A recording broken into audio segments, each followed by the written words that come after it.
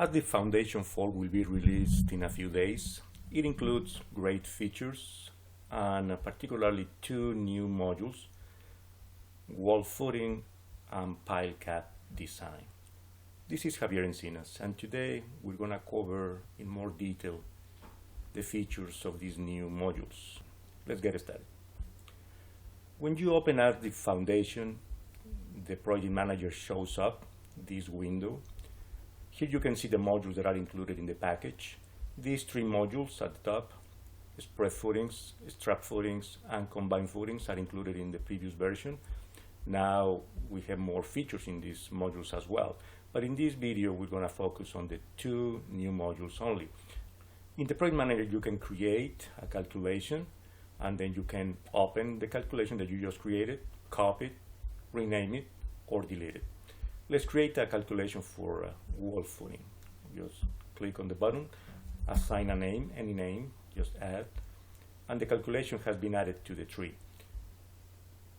When we double click on the calculation, this form opens, which is the wall footing template. Here we have some default values, so you can change any of these fields and see the calculations updated accordingly. In this case, we have a wall which is supported on a footing, continuous footing. The wall is eccentric. In the left pane, you enter all the input information. In the right pane, you see the results. In the geometry tab, you enter all the dimensions of the footing and on the wall. In these tabs, for the footings, the footing width and the footing thickness, soil cover and water table. For the wall, you enter the wall thickness and the wall offset. In this case, it's a 8 inches wall and it's offset 12 inches. You enter all the loads on the wall. You can specify either a set of load cases and the program combines them internally, or you can specify a single set of pre-combined loads, just for service or for factor loads. In the materials tab, you enter the material properties for the footing and for the wall, including the F'(C) of concrete, Fy of steel, the gross allowable soil bearing pressure, the soil friction coefficient, density for soil, and density for concrete. In the wall, you enter also the properties. In the reinforcement tab, you enter information for the rebars on the footing and the rebars on the wall. And there are multiple options to optimize. In the diagram, you can see in one single screen page the most important results of the analysis. You can see what is passing and what is failing, and then focus your attention on what is failing. In this particular example, everything is passing, so no deficiencies there. We can optimize, of course, some things. For example, the allowable bearing pressure is 3 and the maximum bearing pressure is 2.3, so we have some room here to improve. In the contents tab, you see in more detail the calculations. The calculations are grouped by topic. The uplift design, sliding calculations, here the overturning calculation for stability, the shear of the footing, here the load transfer between the wall and the footing, here the bending design for the top bars, if any, for the bottom bars, then the materials. In the detail tab, you can see the calculations in much more detail, step-by-step calculations with exposed formulas and references to the ACI code where applicable. Also grouped by topic, sliding calculations, uplift, shear calculations for the footing and the controlling load combination, bending calculations, the load transfer between the wall and the footing, and graphically you can see the load bearing. All these calculations can be sorted by load combination here. For example, I'm interested in this, just click on that and the calculations are immediately updated accordingly.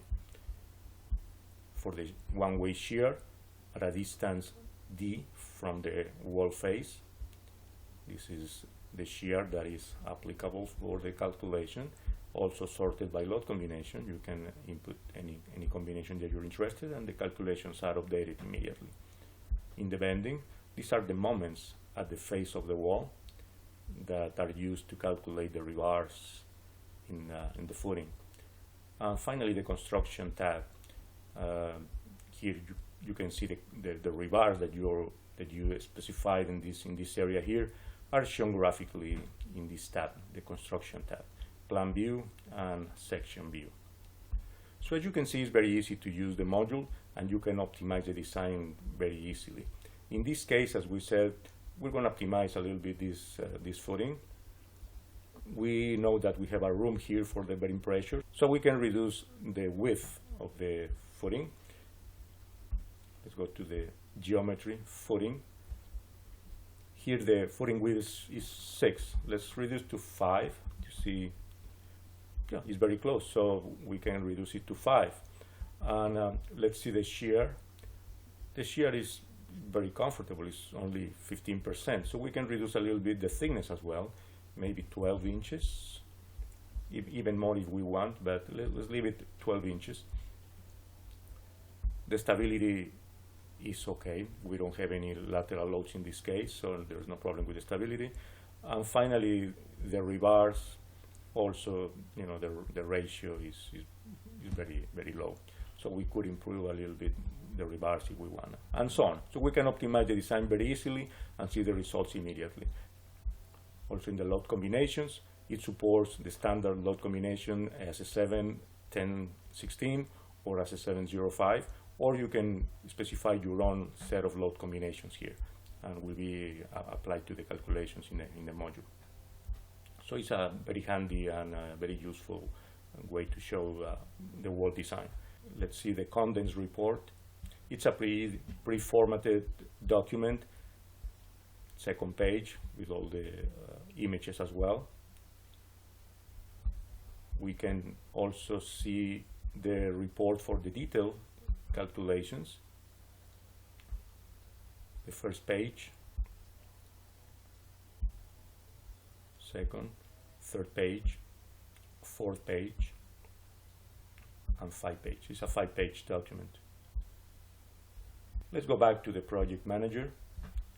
Let's open a calculation for the pile cap. Let's create a calculation, any name. The name has been added to the tree. Let's double click. And this is the form for the pile cap design. Similar idea. In the left pane, you enter all the input information, and the right pane, you see the results. In the geometry, you enter all the information for the piles, the number of piles. Let's go to the graph to see graphically what I'm doing here at the left. In this case, we have a 16 pile cap, but we can select any number. For example, if I select six piles, the pile cap updates accordingly. It's a predefined layout. 7 piles, 8 piles, 9 piles, and everything changes accordingly to the information. For example, 10 piles, you see all the information is here. Let's go to the 16 as in the example. 16 looks like that. You enter also the pile edge distance, the pile spacing, either horizontal, vertical, or diagonally. The program also accepts an accidental pile offset. Usually it's 3 inches, but could be any number. 3 inches, which means that the pile could be off by 3 inches in any direction. This is important when the pile is in the border of the shear or punching shear calculation limit, and that may define if the pile is included or excluded in the calculation for the shear or punching shear. The piles can be either round or square, and you see the piles change accordingly, or can be steel sections, just like that, H-shape piles, or round, like that. The pile size, let's say 10 inches, and the size changes accordingly. Let's continue with 8. And the pile top embedment, which is this distance over here. If you have lateral loads, you can specify also barrier piles. in this table over here. Here we don't have any batter piles. The piles are vertical.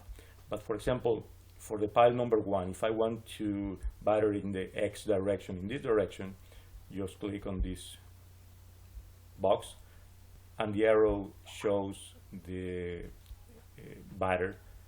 Here you specify the angle of the batter, say 14 degrees, and the angle, the batter will be considered in the calculations like that.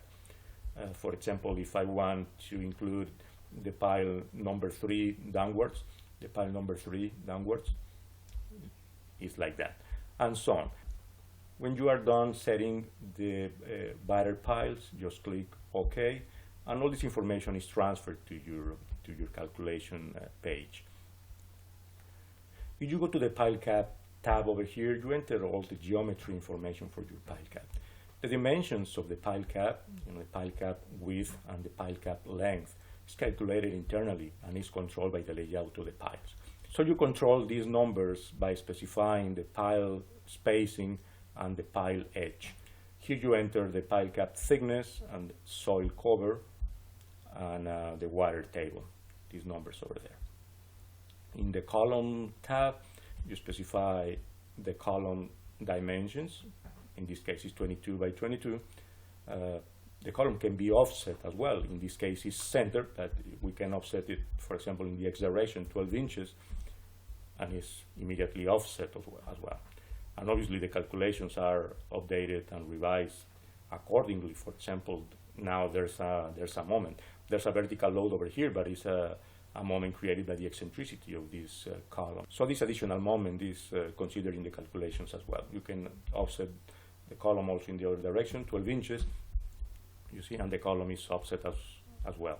Graphically, this is a one-way shear at a distance d from the column face in the X direction, and this is the one-way shear at a distance d from the column face in the Z direction. This is sorted by load combination. You can select any combination you are interested in, and the numbers update accordingly. In the loads tab, you can input all the loads information, either a pre-combined loads or a set of load cases and explained before. In this case, for example, you can, let's say that we enter 500 kips vertically. The controlling load combination is 1.4 and the maximum shear is 96 kips. In this tab, you check the shear, one-way shear at the column face. This is a special check that includes the piles that are closer than the distance d, as in the previous case. For example, in this case, these piles are not effective for the calculations. Only these 4 piles are effective to calculate the 96 kips. In this calculation, all these piles are effective. So it's 8 piles instead of 4.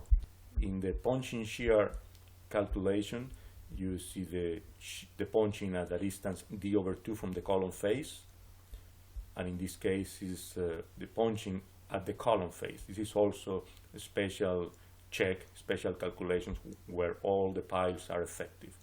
If you go to the bending tab, you can see here the moments at the column face in the Z direction and the bending moments in the X direction at the column face.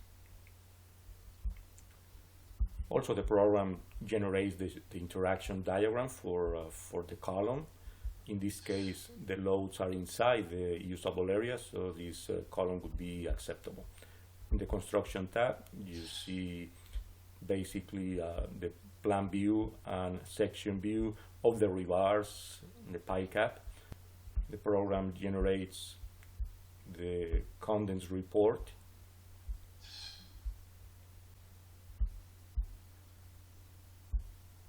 You see all the images are there. Also, the program generates the detailed report. All these pages.